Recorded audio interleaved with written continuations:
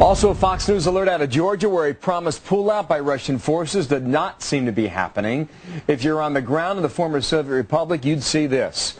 That's a live look outside the town of Gori. Russian tanks, armored personnel carriers, still holding positions outside that key strategic town.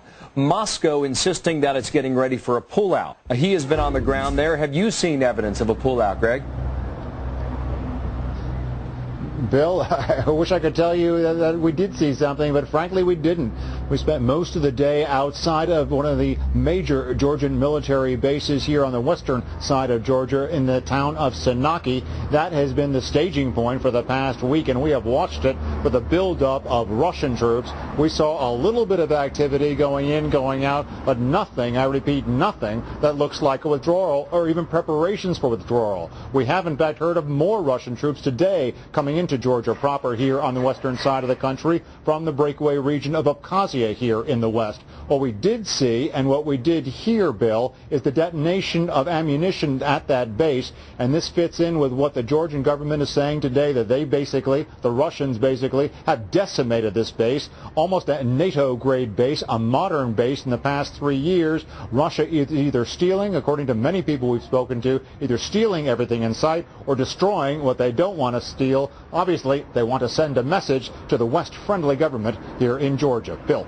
Greg, just so you know, we're reading on the wires now that the Russian President Medvedev has now flown to an area right near the border with South Ossetia, which is right along that border area between Russia and Georgia, and apparently is handing out military medals on behalf of the Russian military to the work that they have done in the past 8 or 9 days. As I mentioned that, what is up with the cat and mouse game that appears to be happening between Moscow and Tbilisi, Greg?